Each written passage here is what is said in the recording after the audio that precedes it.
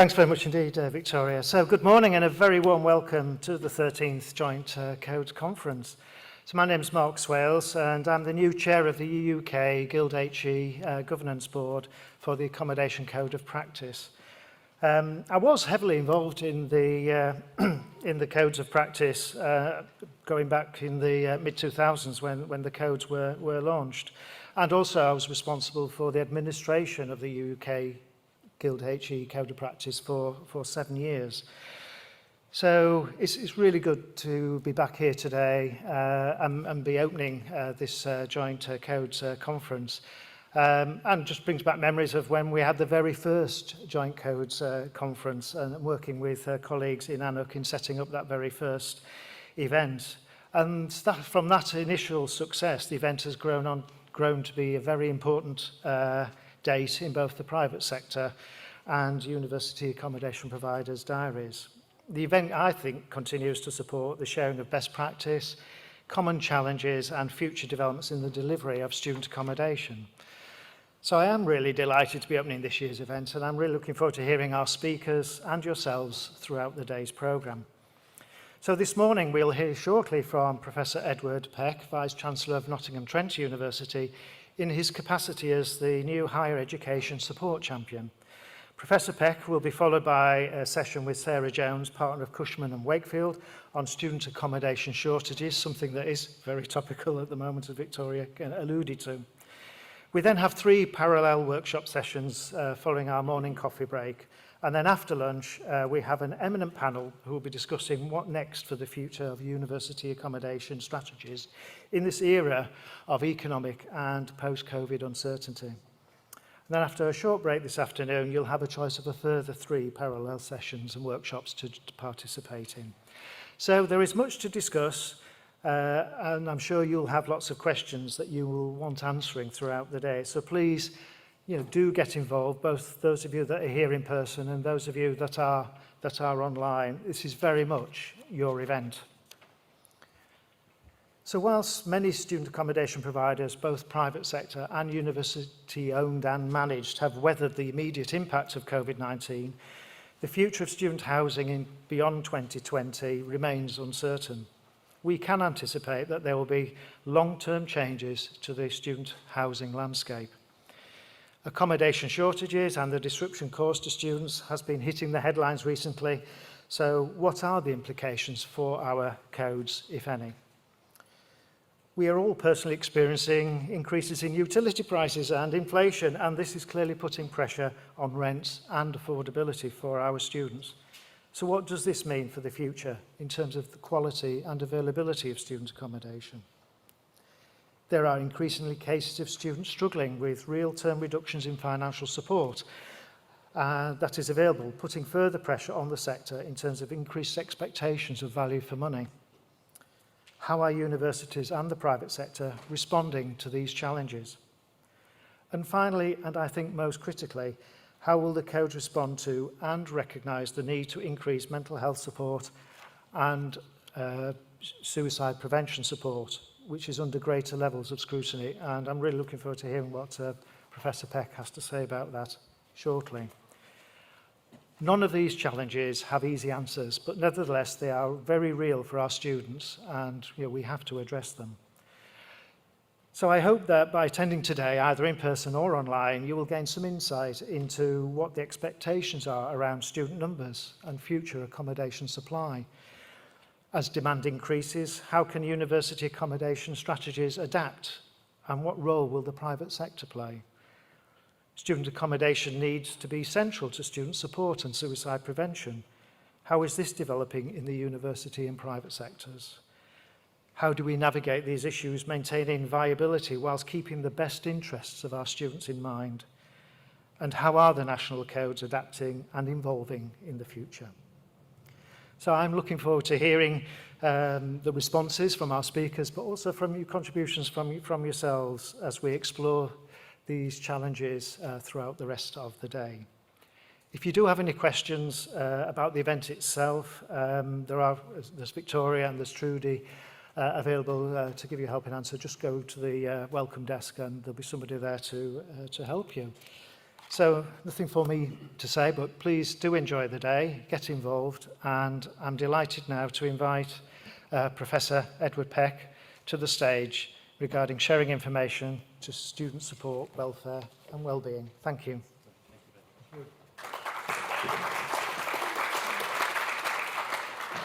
Great, thanks very much, and it's a very kind invitation to come speak to you.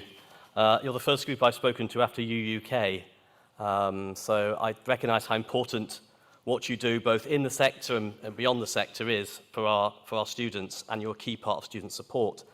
And I want to talk particularly about information sharing, but to give you an overview of the broader work I'm undertaking on behalf of the Minister for Skills, as he now is. I was appointed in June by Michelle Donnellan, and my task is to look at good practice, look at challenges, encourage, cajole, challenge the sector and sector agencies, and indeed beyond the sector, about how we can improve student support. So clearly accommodation is a key part of that. And I started off by writing to a whole load of organisations, HEI, sector agencies, private accommodation providers, parents, students' unions, asking them, what are the 4 or 5 things I should start by focusing on? And that's what I want to talk briefly about. And you'll see information sharing came out really strongly, although everything I'm currently focusing on has something to do and implications for student accommodation, therefore for all of you.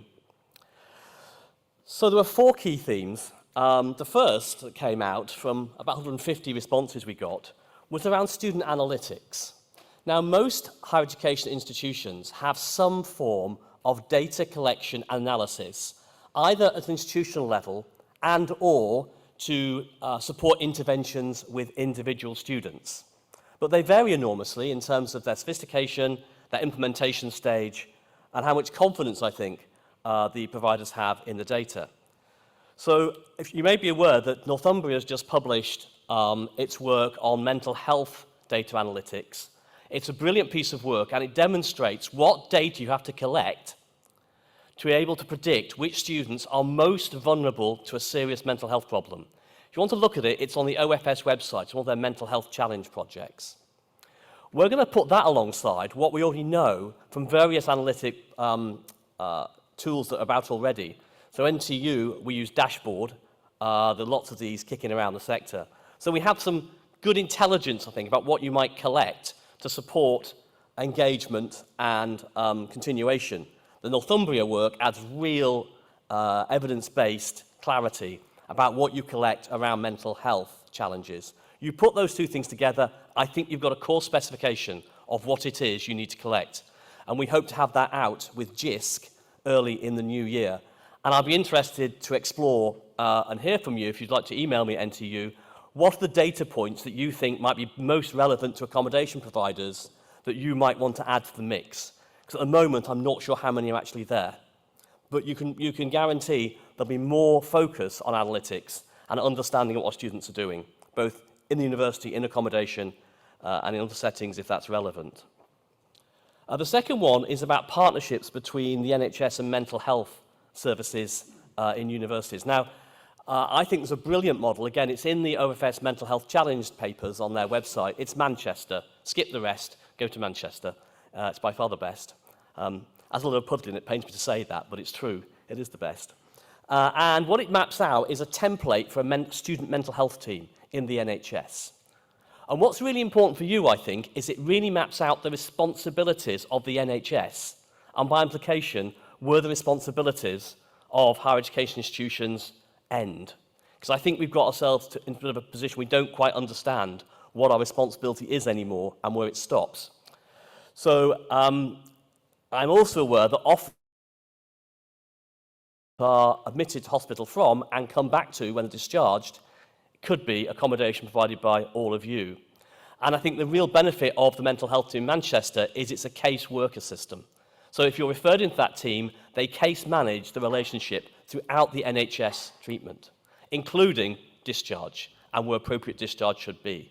So I think you have something to gain actually from looking at those models and start to think through, are they appropriate for our patch? Are the NHS and local universities doing something as robust as the Manchester position? The problem is I don't know how common that kind of mental health team, that kind of case worker approach is in the system. and I'm going to try and find out over the next couple of months, and then we'll know where to intervene, particularly if things aren't going particularly strongly. The work on resilience is about how you develop student confidence, self-efficacy, sense of belonging. And I think the challenge is going to come back to accommodation providers is that every setting we have is an opportunity to create belonging, and that includes their accommodation. Indeed, accommodation in their first year may be central to that. And how much is that in our thinking as we design and deliver our services across either university or private sector accommodation?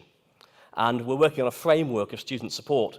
What are the needs of students for student support? And actually, we're trying to get it back to about 15 things we think students need, one of which is this sense of belonging in the place that they live.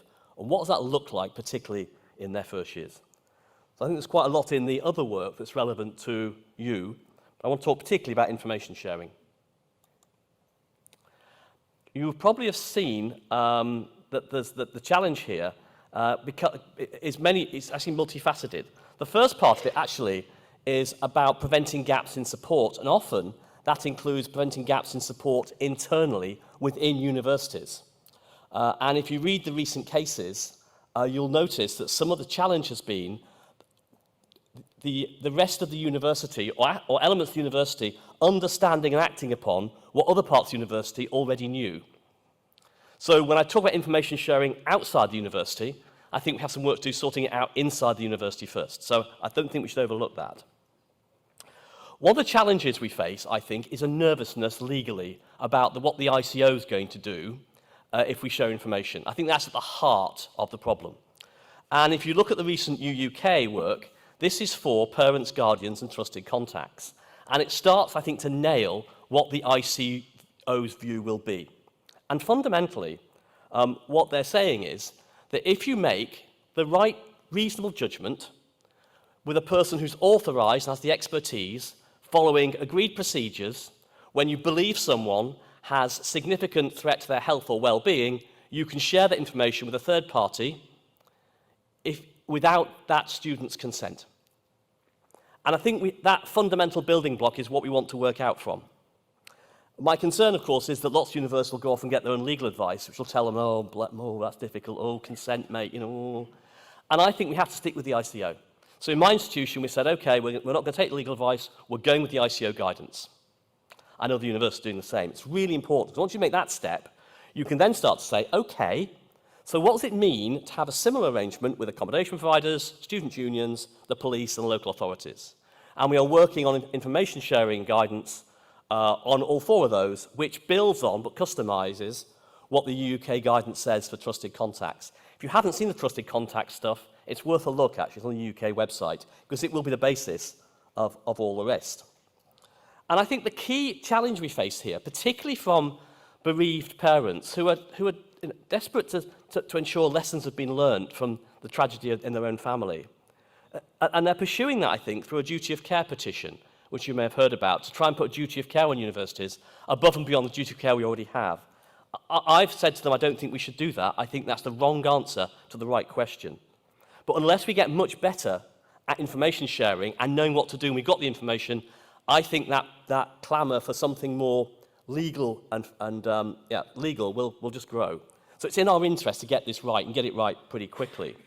And I'm minded fairly soon to come out and say that I think every university that has a suicide or a near miss should undertake a case review straight after the event, which involves, where they want to be involved, the parents. We have to get ahead, I think, of this concern that parents do not feel they're getting good information fast about what happened to their family members. So there's a lot around this, I think, in terms of both the mechanics of it, but also, I think, the broader context in which we're doing this. And I think, therefore, what we want from this national guidance, and I'd be interested in your view about this, again, email me if you think we've got this wrong, is people want clarity about that legal position and what they can and can't do in this particular situation. Practice at the moment is very patchy. Some universities are not making students give a trusted contact on enrolment. We do. You can't enroll unless you do. Some universities have an opt-out system, which I don't fully understand. But crucially, it means that once we've got that, we might contact that person without the student's consent in the circumstances I described a minute ago. The guidance can't be overly prescriptive. I think it's for you to decide how you take what will be an information sharing agreement and then a much more low-key protocol and decide what's most appropriate for you with the HEI, particularly in the private sector you're working with. And for some of you who are very big providers of accommodation in the private sector, with lots of capability and capacity, you'll want a formal agreement because you have the volume of students, and I think you have the relationship that will make that possible.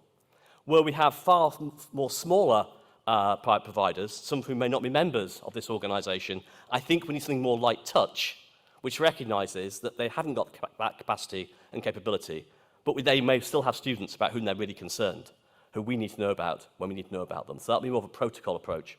We're still thinking that through, but we want to have at least 2 levels, I think, to make this workable for the whole of the sector.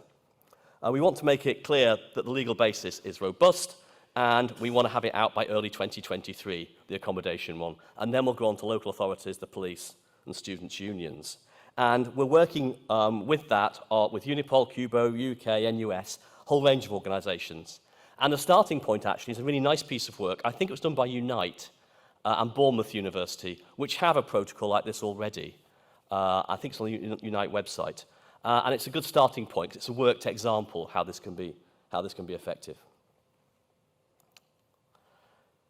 So what might this mean for where we go next? Well, I think it's really interesting that Mark mentioned the importance of student mental health in the student experience in accommodation. I mean, it's fundamental to how they land and build their networks and relationships in the first weeks of term. And so it's crucial we get this right, and they build that sense of belonging. And therefore, it's really important that you have, I think, the confidence to know when to talk to the university sports services or other elements of the university. But also, you can access the information you need. You can feed into the student analytics, the dashboard, whatever it is that's being used to assess some of the students at risk. And we know, because the data tells us this, that we have more students at risk now than perhaps we have in previous years for a range of reasons, one of which, of course, is the pandemic.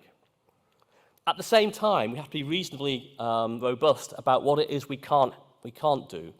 So, as in the general population, 60% of students who commit suicide, and it's a very small number who commit suicide, 60% have not been in contact with student support in the previous 12 months.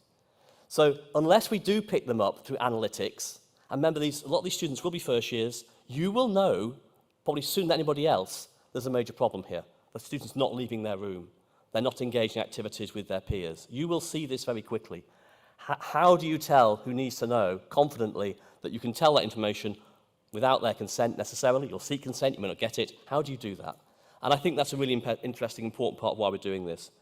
Because we know that the suicide figure is just a proxy for all those increased number of students experiencing serious mental health problems who won't commit suicide but are having a really bad time in the settings we're in. So we are working on the protocols, we are working on issues around named people, draft procedures, those things you're going to need. I think, though, particularly for the private sector, and I talk more about that, my own experience, of course, is we don't have much university accommodation at NTU, we work predominantly with private sector providers. It's a challenge, I think, for you, which you've got to be frank about, between the cost and quality of what you do and your business model in some cases. And what is the art of the possible, given that cost-quality balance. And in the case of one big provider, how the business model of that, of how that accommodation was built and is funded supports or doesn't the ability to do more around quality without increasing cost. And I just think we have to be honest about these things and be clear about what the business model is. It'll differ enormously across all your organisations, I get that. But I just think we should be honest about it because the expectations are going to keep on rising. And if the accommodation sector, whether it's in-house or beyond the university, I think we have to be able to be clear and robust that we're doing all that we can to support our students. And if accommodation providers look like they are the weaker link in some of this, that's not going to help any of us. Because actually, for most parents and students, regardless of who provides the accommodation in the first year, it's NTU accommodation. It doesn't matter. It's provided by UPP or whoever it might be. It's our accommodation.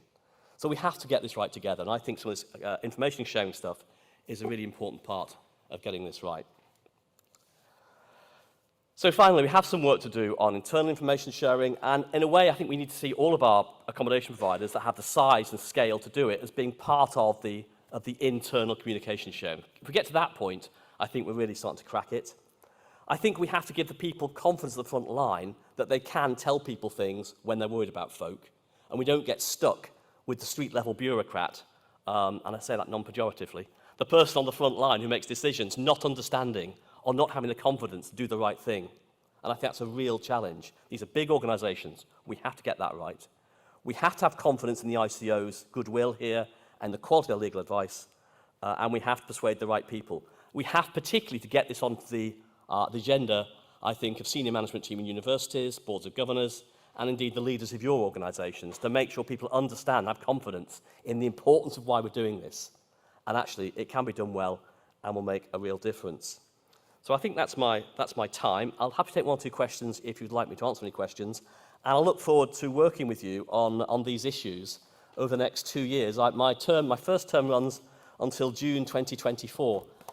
So I'll be around till at least then, and who knows what will happen after that. So thanks for the invitation. I hope it's going to give you a flavour of what we're going to do, and you'll see the draft guidance coming out in January. So thank you.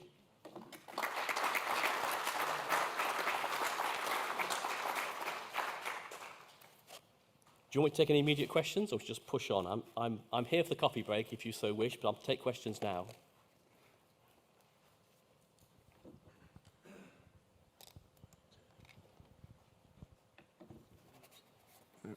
It does work, yeah. Hi, Edward. Robin, Bournemouth University. I just wonder obviously, I'm a big advocate of this, heavily involved in it in the work already. But I'm just wondering, from your perspective, what role, the obvious question, because it's the Joint Codes Conference, what role or roles do the codes play in this? I was just talking to Mark, actually, who was telling me that the code is about to be updated. And I think that's really timely. So what I'm going to do is, when I've got a next version of my framework of student support needs, which is more or less there, and I'm trying to get that back to about 15 items, the temptation is always to talk about what you're doing for students. And that's not the question. The question is, what do students need? And I'm doing it on 2 levels. One is about the individual, one is about sense of belonging. Because certainly in my university, we've confused the issue. Every time we've seen a problem, we've stuck in a new bit of solution. And we've got a very complicated student support picture now. And I think we've confused ourselves, let alone our students. So I want to go back to some of those basics of what are we trying to achieve here. And I want to share that with Mark and say, okay, well, how does this play off against what the accommodation provider's code might say? What is your role in meeting some of these needs? What reasonably could we expect you to do? Particularly, I think, around information sharing and around belonging. So I hope that anything we do around the code or around that framework, we can then reflect into the code if that works for Unipol. So you're not having to look in 2 different places to get the advice that you need in terms of what's expected of you. So I think this is quite a timely way of doing it. And I guess the fact I'm here is because we've been working with Unipol already on the accommodation code. So, there's only me half a day a week, and my mate Ben, who I borrowed to mentor you for a bit. So, I have to work with other people, otherwise nothing's going to happen that's going to make a difference.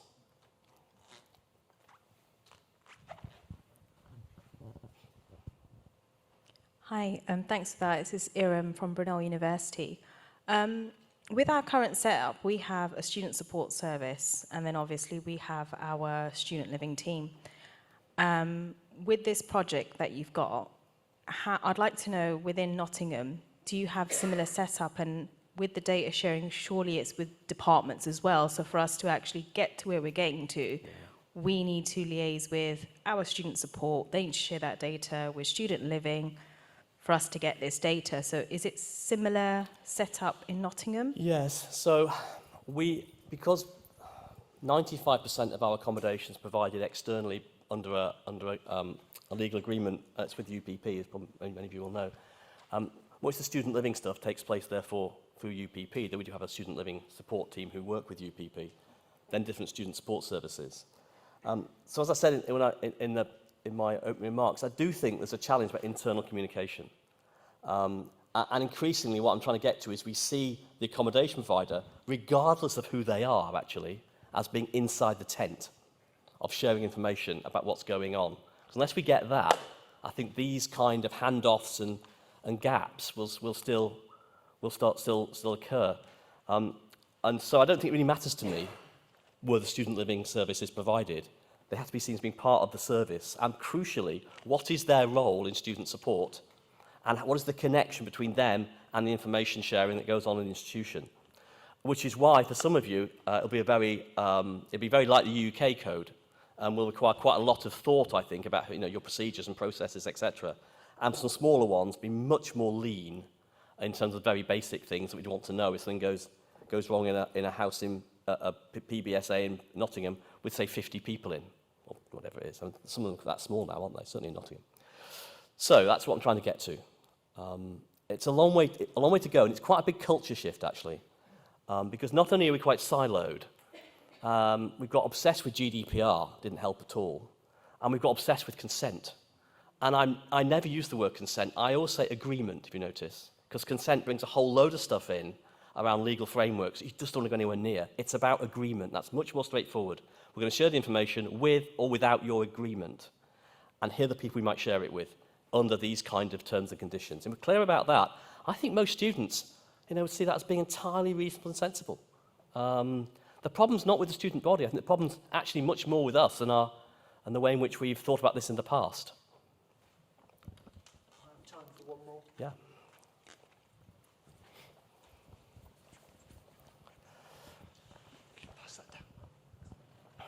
Hi, I'm Sylvester. I'm from International Student House. So the information sharing, I couldn't agree more because it's very, very important. What I found difficulty and challenges is actually the university not sharing the information about students with accommodation provider. Because the university knew there is a problem, asked me, I'm not going to name the university, to support and provide accommodation on a very, very short notice without telling us that the student actually had mental health issues. And that's what I found the challenge, actually, because for me, sharing that information with the university is very, very important. But I think the information sharing should really flow there both ways. So I agree with that. And of course, we're most effective when students tell us about any of their challenges before they arrive. It's mental health or other forms of disability or whatever else it might be. And we can show that if our students tell us what their particular challenge is, they're much more likely to stay and succeed through support activity than if they don't. That's the first thing. And if they do tell us, we can then talk to them about, okay, so how do you want this to be handled by your accommodation warden or whatever it might be, whatever your model is of doing it. And again, I think most students rather have the support than get hooked up on confidentiality, as long as they know it'll be respected, and it will help them practically. I think the key thing arises when it hasn't been pre-planned, it comes up quickly, the student's suddenly in crisis, no one has necessarily spotted it before, and then how do we quickly enable everyone who needs to know to share what they know, and then have the best plan, and how do we link that then into what the NHS does if they get involved?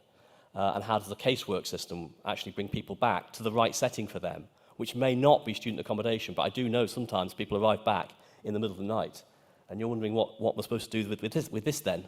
And I think that's where the mental health team stuff is really important as a fundamental building block that's going to help you and all of us really, in a really big way if we get it right. Because the plan is the Manchester model is they take the referral against certain criteria, they assess it, they treat with either talking therapies or drug therapies, and if it needs more specialist support, eating disorder services or inpatient admission, they manage it.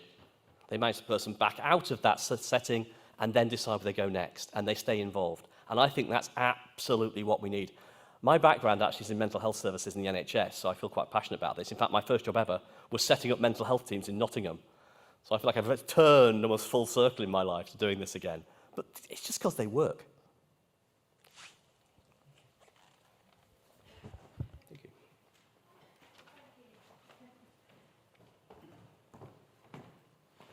Thank you very much, Edward. That was a really interesting and detailed presentation. So thank you. So I'm going to ask Sarah Jones and Martin Blakey to come up to the platform now, and they are going to give us their thoughts on the student accommodation shortage of 2022. Well, are you okay to go on the lecterns, one each?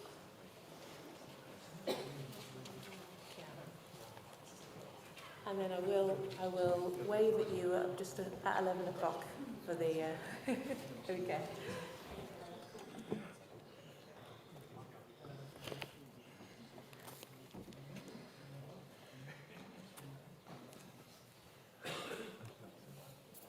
I can do it. Yeah.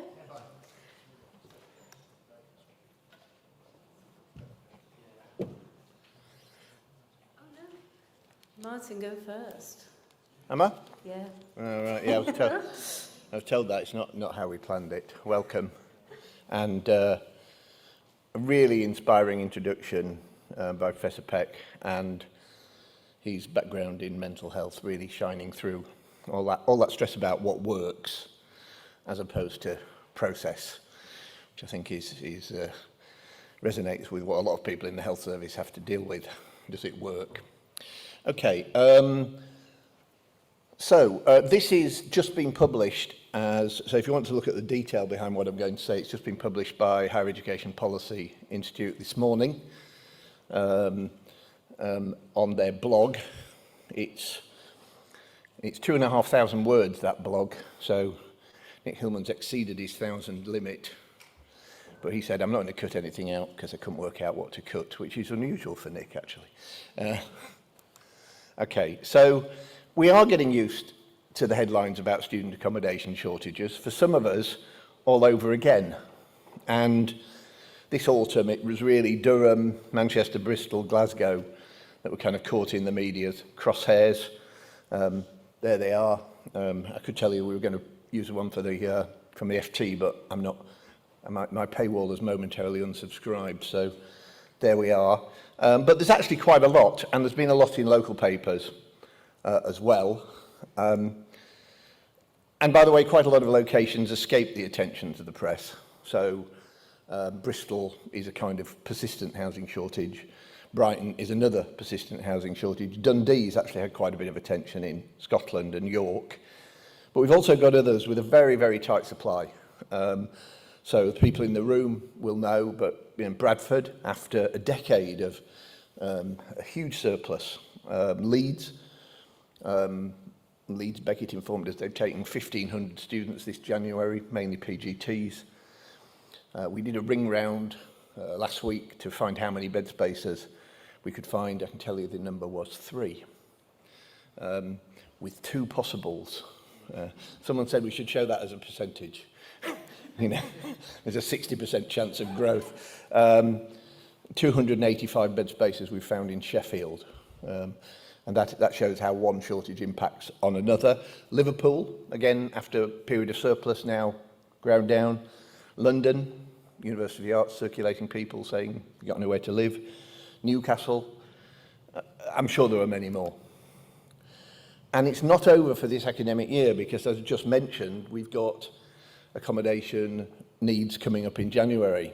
And yesterday we had quite an interesting discussion about how long that January cycle is going to last. Is it a kind of post-COVID effect, or is it really a restructuring of the market? Because it will be quite useful to know. But in many cases, this is adding hundreds of students into the market. And just for some balance, by the way, not every university is affected by shortages. So Coventry and Sheffield had quite sizable surpluses. And actually good news for Nottingham that you're about to move after a decade of what could be described as tight supply into a surplus. So we think plus 3,000 bed spaces this year, plus 5,000 next year. But I mean, one thing is for certain, and that is that news in reaction to shortages is much faster taken on board than news about surpluses. So students in Durham soon spotted a surplus in off-street housing, and they were queuing round the blocks, but the students in Nottingham will take 2 or 3 years to be convinced that they don't have to rush as much. This isn't just the odd university overshooting its target. In the past, the impact of shortages has really been about first-year students, and this year we're seeing shortages affecting returning students, second and third-year students, and this teaches us an important lesson, and that is that housing is a joined-up issue. It affects everything. And it affects everybody. It's not just the institutional offer. And interestingly, Durham have always said we've always been able to house all of our first-year students. but that isn't where the problem is for them. So I always think this is a bit like putting sandbags at the front of your house in a flood. Don't forget to look at what's happening through the back door, because that's kind of what happens. So here's my get-out trapdoor. Generalising about university towns and local property markets is a dangerous game. And I suppose that the rest says I'm not going to let that put me off. So let's look, nomination agreements. So even before the effect of COVID, many universities were mitigating their risk because of fluctuating intake by shedding long-term commitments. Some of those long-term commitments haven't worked out that well anyway. And what they did was buying beds when there was no demand, normally late summer, or even just referred students to trusted suppliers. But COVID has definitely speeded up that risk. The lack of face-to-face teaching, falling international student numbers for a couple of years, refunding rents, which was quite a fraught issue between private sector providers and institutions, paying for empty rooms they no longer needed. So what we've actually seen is a retraction and a reduction of those underwrites. So 2018 was 24%, 2021 it was 19%, it's probably a bit less than that, and that's within a growing market, I may add. That trend will definitely have continued. That's 2021's the latest figure we have. But a lot of universities have got used to being able to buy in beds at very short notice. They've passed the letting risk onto the private sector, and the private sector's reacted to that by letting to returning students much earlier, because then they're not reliant on how the institution does in the recruitment stakes. And if we looked between 2018 to 21, private sector direct lets increased by 114%. So it's now 58% pretty much of all beds let are directly let. And a large proportion of those will be returning students. So when people come to buying beds over the summer, they've gone. And that's what a lot of people have found this year. There seems to be a bit of a debate about whether it's called on-street housing or off-street housing. We'll try and have we'll settle on the terminology one day. But in the article, it's now called on-street housing. Article 4 directions remove permitted development rights for houses in multiple occupation. Most local authorities adopted that between 2007 and 2009, and it stopped the growth of student on-street housing, and it was meant to. And in fact, over the last 10, 15 years, all growth has really been housed by PBSA sector. That's what the position is. But the number of those houses has also fallen. Landlords are sold back into own occupation, or they've moved market to rent to professionals. And if you look at council tax exemption records, you can see that shift. So even in Nottingham, there's about a 17% reduction across a 10-year span. And Nottingham's probably one of the cities that's happened least in. And that's particularly marked, that shift, where there's a strong professional graduate letting market. So Bristol, York, Brighton, Manchester, are you spotting the correlation? It's very obvious, isn't it? And over the last 2 years, that drift has become much more pronounced. And if you talk to landlords, they've had a really terrible time. That's their view. 2 years of being pressurised to refund money, which they didn't like. If they refused, bad debt, bad feelings. This year, most people are losing money because of energy costs, because bills included contracts were set before the energy bill went up. So a lot of landlords are coming up with a bill of £3,000–4,000. And it's interesting, it's very difficult to get figures on this, but in Leeds, we have pretty much stable PBSA bed supplies this year. University intakes are pretty level when you take them as a whole. The number of on-street bed spaces has fallen from just over 1,100 to 2,005 at the beginning of September. And we followed those up, and they've gone. They've gone into professional letting. And all the smaller houses have gone, all the 3 and 4 beds, the ones that's very easy to move. And I think one thing that people need to get to grips with is how quickly the student market can move for a housing market. You know, we're talking about these shifts over 2 or 3 years. Normally in a housing market, you'd be talking about a decade to shuffle stuff around. And it's because we're on an academic cycle, so it's very, very easy for people to move around. If you look at the renters' reform proposals, which I think a lot of us are rightly concerned about, the idea that students living in houses are just the same as anyone else and they deserve security of tenure and they can give 2 months' notice. Well, that's fine, but it will break the academic cycle And a lot of the landlords will say, well, I may as well let the professionals in. I mean, what the hell? I can't work out how this is going to work. I can tell you Unipol houses about 1,500 people in small houses. I can't work out how it's going to work either. I have had an email from a large managing agent who said, we've worked out how to do this.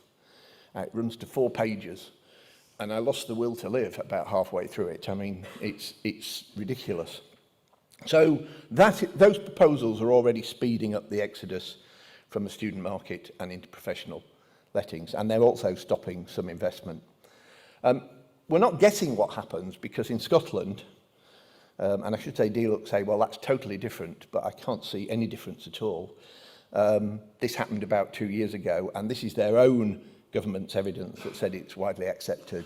As a result of the new tenancy and the experience of COVID-19, private landlords are moving away from the market and looking for more long-term tenants, and the evidence from Glasgow and Edinburgh. What the evidence from Glasgow is they have lost half of their off-street properties. They've gone forever. In Edinburgh, they've lost half, and they've all gone into Airbnb. So is that what the Scottish Government had in mind when they tried to regulate the sector, that it would actually shift a lot of stuff into the unregulated market? And then PBSA growth is slowing, so forget the hype, there are less beds coming online. And if you look at, I think this is a fairly convincing graph, isn't it, that it's halved. And we were told last year that this was COVID, you know, these are delayed buildings, they'll all be back next year. But actually this year there's even fewer. There's about the same number next year in the pipeline, and then you'll begin to see the effects of the slowdown of the economy and failure to invest. There's a lot of projects on ice at the moment. So what this doesn't show is that about 10,000 bed spaces have left for refurbishment and rectification. So that can fool you. So Manchester thought it had just over 2,000 new beds this year, but actually almost all of them were returning buildings coming back after refits. They actually had 76 new beds in the whole of Manchester. So not quite what they had in mind. And when we get to 2004, 2005, you've got the effects now that are affecting new build, increases in construction costs, major uncertainty in financial markets. I'm sure Sarah will deal with that a bit more in terms of the gilt relationship. So we think that slow development is going to persist till, I'm trying to read that number, I think it's 2015-16. 25, is it? Sorry? Okay. And then the most unreported shortage of all, which is students with dependents, students with families. This is a real problem. And in fact, it's a problem that we don't really know the size of. So we do need to get some figures on this. But many universities are ramping up recruitment of international students, India, Nigeria, mainly on top postgraduate courses. And a lot of people think this is a one-year housing need, and it isn't, because people, once they've found somewhere, are going to stay and work for a couple of years. Good news for the local economy, but very bad news for the housing market. So quite often, Bradford University is slightly ahead of everyone on this because they grew about a year and a half ago. They said, well, look, now they've found all this, the new students can have that supply that they've found. Yeah, well, they're still there. They're still there. They're not going. So PBSA has never catered for families, and most universities have very, very limited accommodation. Had an interesting inquiry from DFE saying how many bed spaces were in PBSA for families. They realised it would be quite difficult to come to with this data. And I said, well, I think we've got the data. I think it's 0. It's not quite true, actually. I think there's a few units in Lancaster. So those students really have to take their chances. So all those factors make accommodation shortages more common, and will do in the future. Now, the last time this happened was the late 1990s, and I should just share with you that the solutions then, are just unthinkable today. So camp beds in sports halls. I'm looking at Mark because it's within all of our memories, this. Doubling up rooms with bunk beds, halls that had 500 students in it having 1,000. Caravans, or as Leeds used to call them, luxury caravans. It's just that you had to put the wires through the windows, which was a bit nippy on a cold day, to get electricity. These wouldn't be acceptable today. The idea of putting people on camp beds in corridors, not acceptable. I don't want to just say that's it then, so it's all doom and disaster. So, but universities do need to look at housing demand and supply for all their students across all levels and years of study. You do need a total picture. The ones that are last in the queue, which are first years, will suffer most, and of course that will disturb transition and has a much bigger increase. But shortages also affect returning students, and they are very easily spooked. And I think institutions will have jointly to be more honest about their accommodation offer. You know, you are not magicians. You cannot conjure up housing that doesn't exist. And putting students a long way away from where they think they're studying, I don't think is a great idea. So Hull is not York. I could show you, Ed sent me a wonderful photo of some students in Liverpool going into a hall with a big banner on the front that said, "Welcome to Manchester." The students I talked to in Liverpool, by the way, thought that those students had traded up. That's a very Liverpool approach to it all, I felt. Heapy published Could Universities Do More to End Homelessness? And there's a really excellent anecdote in there from a prominent academic who had difficulties finding family housing when she was a student, which is a good read. But they're encouraging fact-finding, raising awareness, coalition working with the local authority. And one thing's for certain, statements like, and this is a real one, by the way, both of these are real, the university is engaged in a dialogue with the city's letting agents, is in touch with the local authority. Sounds dynamic and solution-orientated, doesn't it? And we must have enough student accommodation. Just look at all those cranes. Yeah, those are a bit of a hollow response.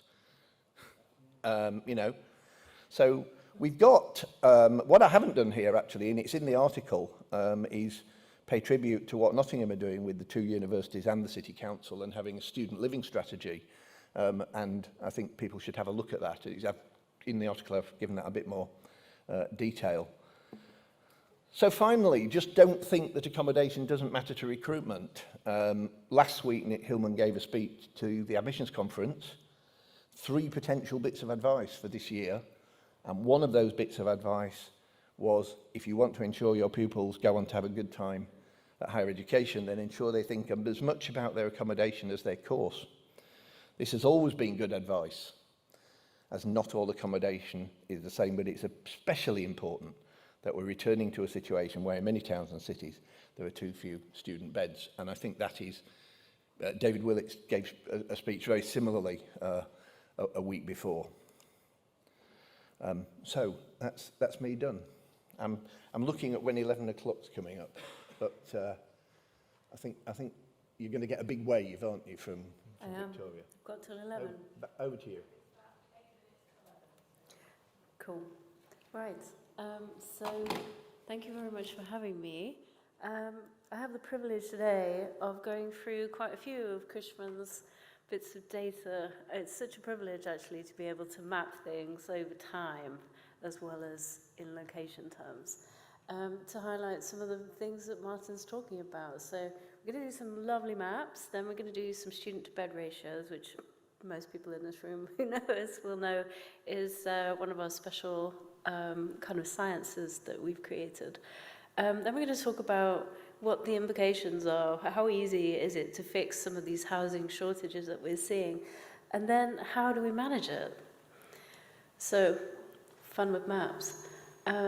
These are some of the cities that we've obviously been talking about today, and this is some of the places where these cities have been sending students over time. So, Manchester to Huddersfield and to Preston, as well as Liverpool. And then, as Martin said, York to Durham, Bristol to Newport, Gloucester and Bath, and then London to everywhere. Obviously, that's the massive other question that we could talk about as a thesis completely separately. We tried to quantify exactly how many beds have been taken. It's really hard to do. These are all private nomination agreements, somewhere between 600, 1,200, somewhere in between there. How many of them actually taken up? Question mark. We don't know, but you know, and it could be much bigger, and it could be a lot more hidden than we know. So, you know, and obviously there's all of the stories of the commuter student that come out of this that we have to just keep in mind, and that's definitely a characteristic of London. In Scotland, as Martin said as well, you know, St Andrews to Dundee, lots of places to Paisley, that well-known student town. So it's really interesting some of the kind of behaviours which are happening and what that actually means for those locations themselves in trying to manage an influx of students. So, fun with student-to-bed ratios, lovely stats lesson. What we're actually looking for on these slides is the shape of that red line at the top. And as Martin said, there are markets here which are not stressed. They're not stressed at all. And in fact, the number of beds that have been created, even in the last 4 years, which is the little table on the left. I'm sorry, these are really busy slides, but it's a lot to get across. But basically, this is a supportive planning environment. Land is cheap. Building has been happening at pace. There are 2 universities. It meets loads of investment criteria. So everyone looks at Sheffield and goes, brilliant. Okay, what does this mean? It means that the student-to-bed ratio has actually been coming down at quite a rate. And so if there were to be a shock in terms of the number of new undergrads or postgrads, all the data's out of date. We can't tell what happened in 22. So this is kind of like the story before, and all cliffhangers, because we don't really know exactly how many students came in 22. But this market can cope, basically. That's the big story.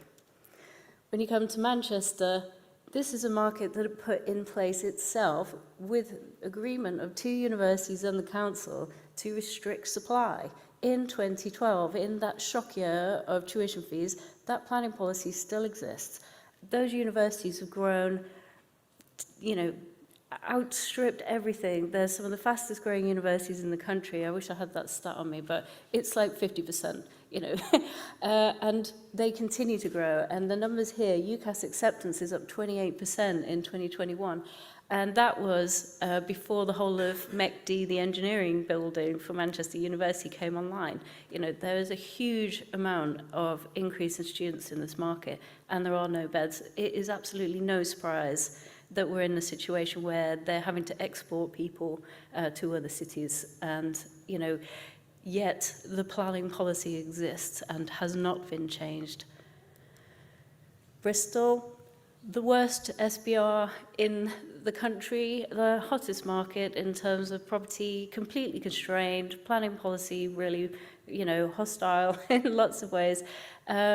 Prices rising. You know, one thing that we have to remember here is it's not just about where people are going and the shortages, but it's actually about all the things that happen in pricing world. These rents go up faster than anywhere because there is demand. And if you have a dynamic pricing model, that's what happens. So, you know, the beds get more expensive. There is, you know, some hope in this market that bits of land will be found to try to remediate the situation. But the universities, both of them, really successful, outstripping the pace of development. Exeter, interestingly, you know, a smaller market with one university who decided on a growth plan and went for it and achieved it and rose up the rankings, highly successful. But the planning policy says, if you grow, you have to house people. And so actually what you see is this kind of moderating of the SBR over time to try to, you know, big blobs of accommodation continue to come through. So that university will be in a better place in the future to be able to deal with increases in, you know, in student numbers as they come through. So it just goes to show that everybody's involved in this. The private sector, the universities, the planners, the council, everybody has to be involved in where we are now and where we go in the future. These situations have been set up for years. You know, there is no surprise, and Martin's blog is brilliant, you know, on that point. There are no surprises here. We've been looking at it crashing in some of these markets for years. It's just that when a city is full, it's actually full, you know, and it's like, oh, it'll be fine. No, it won't, you know, and that's what's happening right now. So how easy is it to fix this? Not really very easy because of some of the reasons we're talking about. Universities find it incredibly difficult to match their intake with the number of rooms that they've got. That isn't how it works. You know, if you make offers to people and they get those offers, you have to go with it. Also, you know, this whole thing of international students and recruitment from overseas, that is the place where universities will see their future even more at the moment, because the student loan caps the income on an undergrad from the UK. So, you know, income growth is about internationals. So yeah, and the only way that you can try to moderate your intake is to avoid clearing, which many universities have done. So bed numbers are slow to grow. University development takes a long time. Obviously, chunks of accommodation comes on when it is planned for, but they take time to come through the pipeline. Private sector and university sector pipeline of new development has been absolutely impacted by the funding market. As Martin said, gilt rates, ability to get cheap money, those days are going very quickly and shockingly, and the property market has been incredibly impacted by that, and you know, deals across the country have fallen out of you know, their situations, and that's one of the impacts why that pipeline for this year's new beds has just been falling and falling. So, and then you've got these planners, you've got the planning constraints in the biggest markets, and the London plan being the one that people look to, you know, where actually there are quite serious concerns about its ability to deliver beds, because all the parties have to accord with each other and work together to do things. So it's really hard. Is it? My watch is slow. Right. My watch says 11, so we can... That's fine. Yeah. Yeah. We will just sit for 2 minutes and just go to that 2 minutes. Oh, sorry.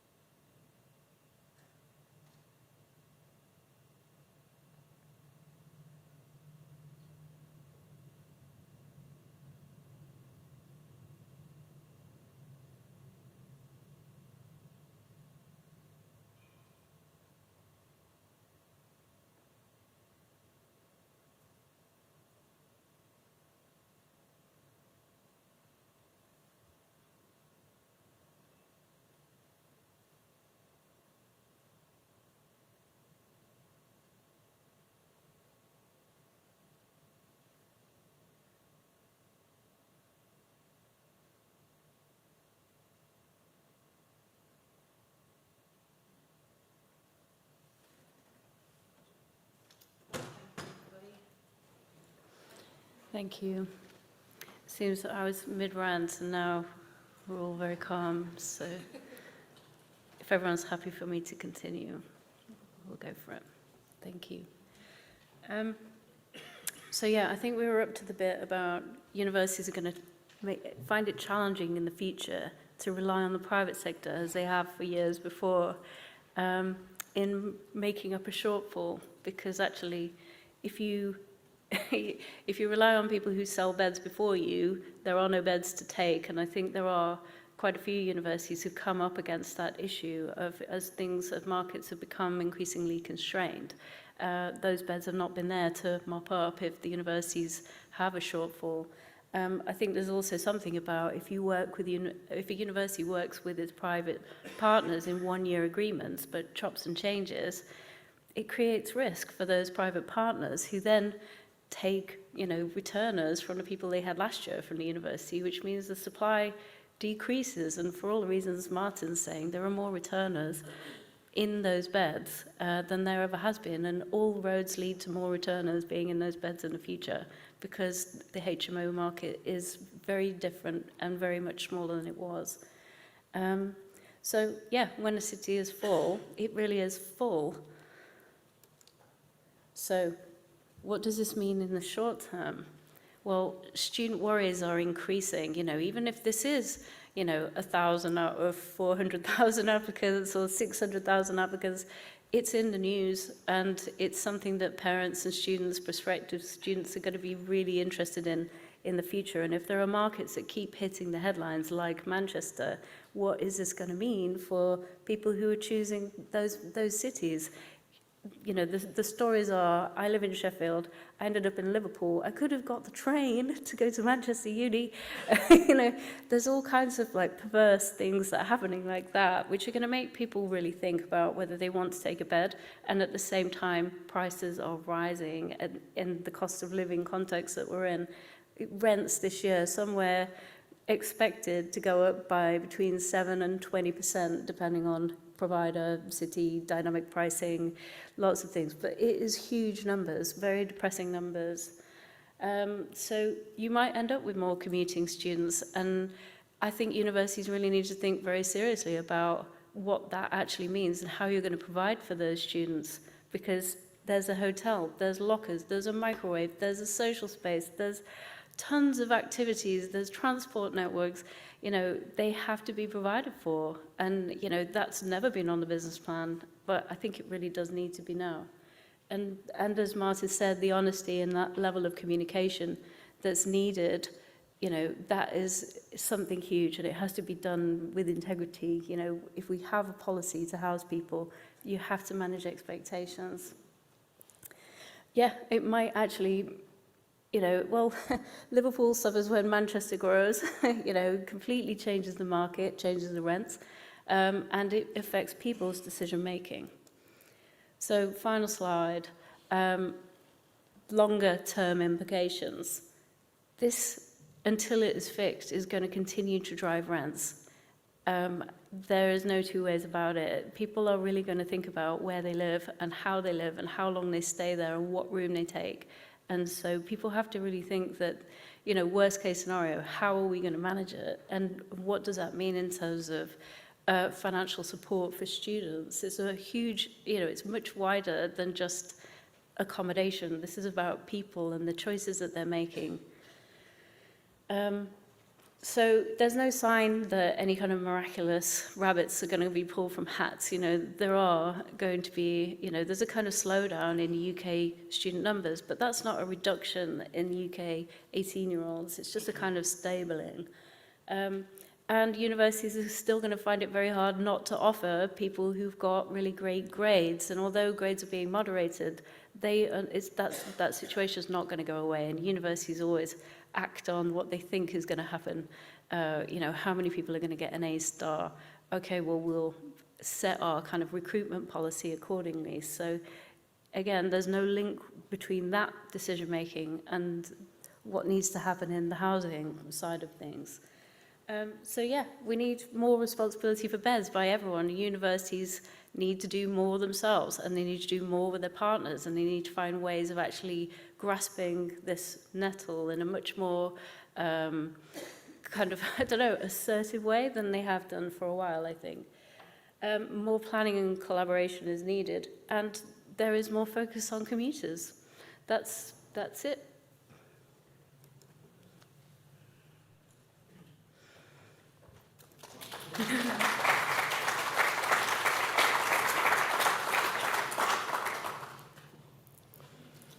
Questions, remarks, Any comments? questions?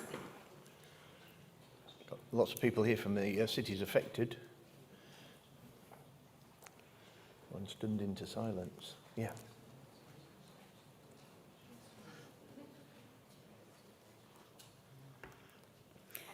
Shall I ask you a question, Martin?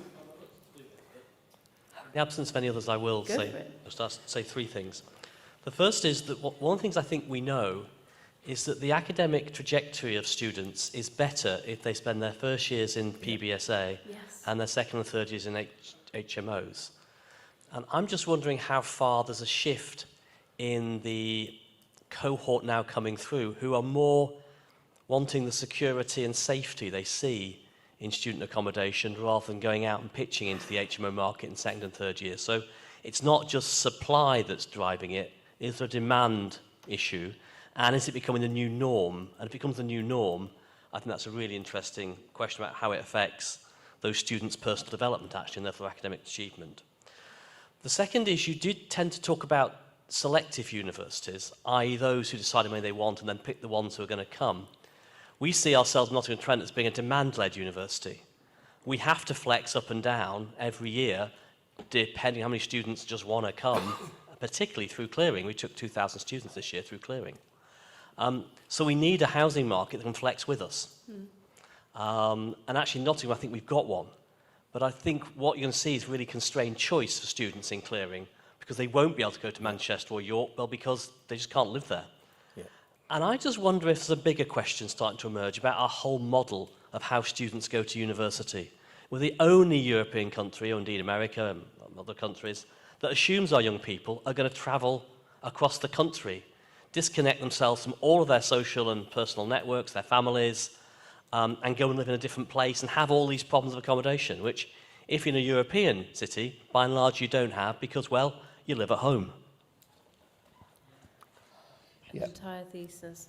Well, yeah, we're talking about markets where they are selective, I think because they're some of the ones which have been able to grow very aggressively in the last few years, and their housing market just hasn't kept up. And probably that, I don't know whether that has a correlation with their ability to affect the city in terms of planning, or whether it just is that they're attractive student markets, attractive cities where people naturally want to go, who've also got really great universities which have massively grown.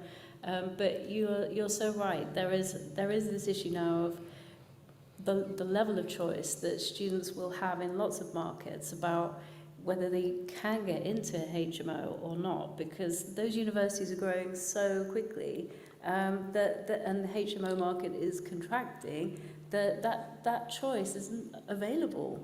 And it's almost, the undergraduate received wisdom as you go to your housing fair and you go and get a house as soon as you can. But there are loads of stories this year about people not being able to get that house. So I don't know, Martin, if you wanted to say. Yeah, I think the HMO thing is an interesting one. I mean, my take on it at the moment, by the way, is that people don't move into HMOs because they can't find what they're looking for. Some of that's a quality issue. So, when you get down to the bottom 30% of off-street housing, they can be pretty grim. And people have lived in a nice hall before that. So it's a big contrast. So they're not really willing to put up with that. I think the bills included thing actually is having, someone mentioned this yesterday, is having quite a big effect this year in that parents are saying, well, I know this is expensive and I know the rent's just soared, but that at least you know what you're paying. And students are not great at energy saving, to be honest. Some are very good, but the majority kind of have an on-off switch. So I think that's affecting things. I mean, I think the more serious issue is, in terms of just housing provision, is that students like the idea of transitioning from one type of accommodation to another. So I don't think returning students want to live in a 600-bed hall under quite tight regulation for the rest of their career, and nor do I think that's desirable. So I think the challenge for PBSA is to develop a range of accommodation which kind of is noticeably different and works under different management models and encourages independence. I mean, it's interesting in a way because it fits into the kind of mental health picture that actually, obviously the most important area for transition is to first year. But actually there's a secondary transition into second year as people really begin to find their feet. And by the way, it may just be a COVID effect, but I think that transitional process is now taking 2 years. I think before people would say, I'm fully transitioned. I've still kind of got a big piece of me back at home mentally. It takes 2 years. Yeah. But I think HMO in general I think there's just a shortage, and I think quite a lot of people who would like to live there can't. And there's a huge difference in cost, by the way. I mean, 35% cheaper is HMOs, and that's not because PBSA is making lots of money, although they may be. It's because on our own properties, you've spent 35% of your rent when you get to your front door of your flat. You know, you've walked into a communal area, you've gone past security, the health and safety regime is very, very different. You know, whereas actually in a house, we've got houses where people are stood in the public realm before they get in there. They're on the pavement before they open their door. That's a very cheap house.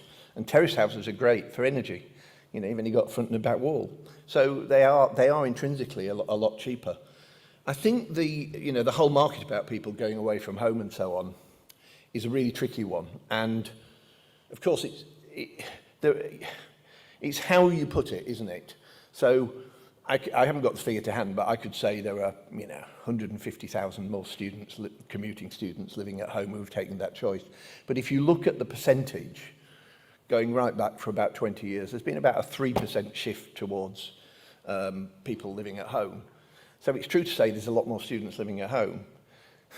And it's also true to say the moving away from home model has been very resilient. I think, actually, the reason it works in this country is because you're not moving too far from home often. I mean, it's interesting, the most number of students in Leeds used to be Manchester, and the most number of students in Manchester used to be from Leeds, because, it's an hour's journey, isn't it? Even under the current conditions, it's an hour's journey. So I think people can kind of go home more frequently, and I think that link is still there. And we all know when students run out of money. About now, actually. This is when they run out of money, middle of November. They'll all be going home for a long weekend and, get their washing done. And in the case of lads, yeah. Can I add to this point about flexibility, though, as well? Yeah. And flexibility in commuting, actually, do have quite a lot of correlations, because universities, if they want more flexibility in their markets, they might have to be the organisations that say, well, I have to create accommodation that isn't going to be full all of the time, because the private sector can't do it on that basis. But universities need more hotel accommodation. They need more accommodation for commuters who need to be in for a week. But it needs to be managed.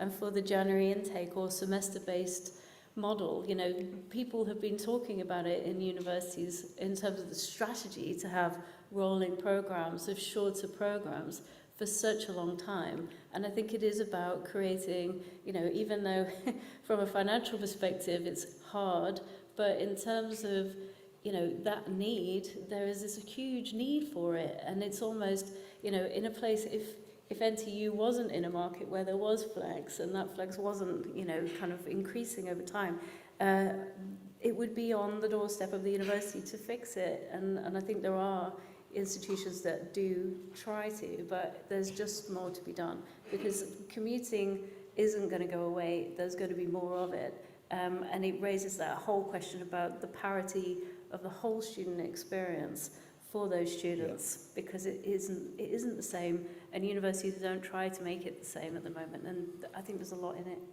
Yeah, I mean, just mention, we had a very interesting discussion yesterday about the January to January intake and who's going to cater for that. And the answer is, people will cater for that if they know it's going to continue.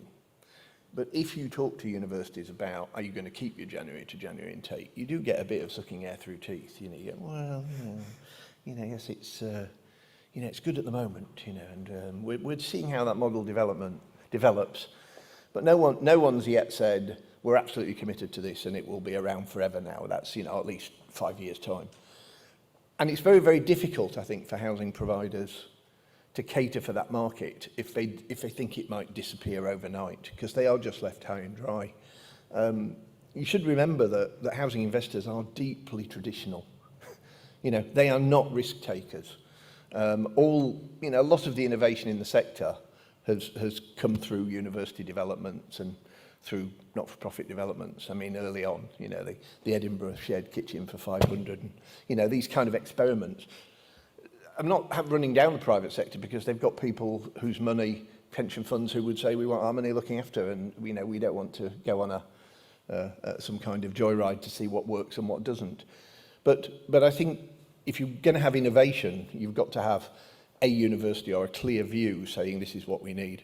And then I think people are willing to respond. It is a partnership, actually, and you know, there's a two-way flow of information. But it's a bit grim for the next 3 years. I could say that we've met a lot of accommodation staff recently, and people say things like, I can't believe those numbers. And it's not a debate. You know, that's how many students you've got. This is how many bed spaces you've got. That's the issue. It's not, you know, or there must be a quick win here. Yeah, well, I've got 400 beds in this cupboard. You know, this is a really, you know, you can't squeeze someone up at the back. It's not a lecture theatre. So housing is really absolute, and the solutions are several years away. Yeah. So it is, you know, I think we're going to go through a bit of a tough time, which is why we've majored a bit on being honest and being clear about what you can offer, and prepare for what those last students in the system, or people coming from abroad in the middle of the year or late on in the year, what they can have. We are beginning to see weird effects. So, you know, Liverpool, I think, is fairly tight supply because of Manchester, actually, in some cases. Huddersfield is full of students from Manchester and Leeds. And in fact, there's no point in looking at Huddersfield anymore. You have to go because there's too much competition. We're telling people in Leeds to go to Dewsbury and Wakefield, Doncaster, Pontefract, easily commutable, but to the other side. So we're getting some really weird effects, especially on family accommodation, by the way. That's where that's having an effect. So people commuting, but that means before they get here, they need to know how much it costs to commute, how long does it take, how easy is it, and a few things like you may be renting a flat with no internet. Well, exactly. Right, it's just a market with an infrastructure that's unprepared for the thing that's just happened to them, you know, and the level of support that the university can offer to people who are living 40 miles away, 30 miles away, it just isn't there, you know. So these are short-term, they look like short-term fixes, but unfortunately they're going to be in place for far longer than anybody ever wanted. Well, the people in the room are at the cutting edge of this. So perhaps over coffee, we could try and come up with a few ways forward. Although, or just have group therapy, because it's useful. It's useful occasionally. But you know, this time in a normal academic cycle, we would be saying, phew, that's it till next year. And actually, most of you are saying, phew, that's it till 8 weeks' time. So it's, you know, it's a continuous process. Thank you very much. Thank you.